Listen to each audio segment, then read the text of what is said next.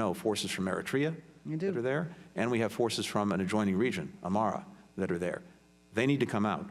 And a force that will not abuse the human rights of the people of Tigray or commit acts of ethnic cleansing, which we've seen in Western Tigray, that has to stop. We also need full accountability.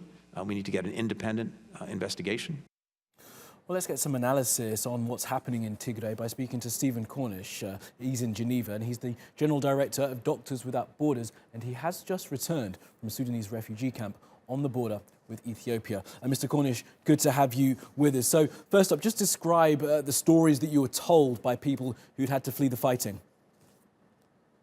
Well, I was told a number of stories of people who in civilian areas were shelled, and when they fled their houses, people were shot and stabbed along the way. We've heard stories of sexual and gender-based violence and of cutting off of services. We know that the health system in Tigray is all but collapsed. Many of the structures have been looted or burned, and others are being used by the belligerent parties. So the situation on the ground is really extremely concerning. There are hundreds of thousands of people who have had to flee, and still tens of thousands who are beyond reach. And it's absolutely essential that we scale up services for these people.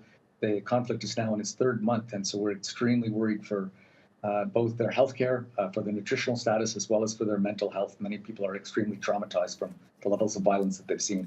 I mean, you described just a terrible situation in that area, but just clear up for us if we're able to get proper access to it, because when the conflict began and in the few weeks and months after it, there was limited access that was being controlled by the Ethiopian government, so we weren't even able to see properly what was happening. Has that changed? It is thankfully changing. A couple of organizations, the International Committee of the Red Cross, Doctors Without Borders, are getting increasing access, but we still don't have unfettered access, and that means that we're still not able to go everywhere and to meet all the needs of the population. That being said, international organizations alone can't meet all of the needs, and we absolutely need the government to meet the needs of people under their care, and we need, of course, the various belligerent parties to be respecting civilian rights and to ensure that these abuses and this lack of protection that we're seeing comes to an end. Of course, the cruel irony of what's happened in Tigray, perhaps, is the fact that Prime Minister Abiy Ahmed was just given the Nobel Peace Prize for his work, and then there is this bloody campaign launched. Do you think the international community has perhaps not paid close enough attention to what's happened in that area? Well, it's hard for us to say, but what we are saying and speaking out now is about the issues on the ground. And you pointed out that for a while, access to international organizations and journalists was cut off. There are still services cut off for many people, from banking to imports of food to electricity. And it's absolutely essential that those services come back online. We need to be able to restore the healthcare system. People that have been subject to this violence often can't even reach health care. And then we have the issues with people trying to flee violence. And you should be able to flee violence. And we're seeing that people are being blocked from fleeing violence and having to resort to paying passers to get into Sudan.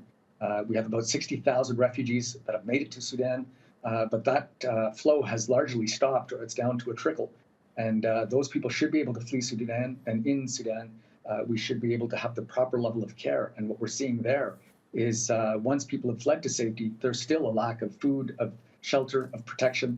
So both the Sudanese government and the Ethiopian government have a lot of work to do. The Sudanese government has to be thanked for welcoming those refugees. We see in the US and in the EU right now, where we're not being so welcoming of refugees. So they do need to be thanked for welcoming refugees.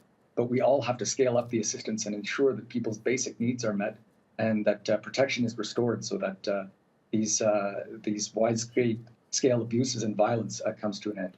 And just finally then, and on that, what kind of conditions are these refugees now living in? You mentioned, as we said, that they went into Sudan. It's a country that has a history of violence. I'm not quite sure what kind of refugee camps these people will be living in, but I can't imagine they're the best facilities for these people to be making their lives.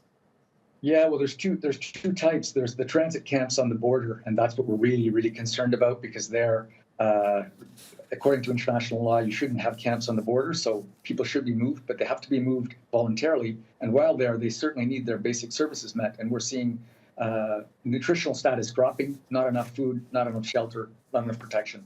In the camps that are being built, we're a couple of months out from rainy season, and there isn't enough assistance either, but assistance is being scaled up, and the UN, the government, and other actors, including ourselves, are working very diligently to try to meet the basic needs. Okay, Stephen Cornish, we'll have to leave it there. Stephen Cornish from Doctors Without Borders, thanks for your time and good luck in all of your work. Thank you.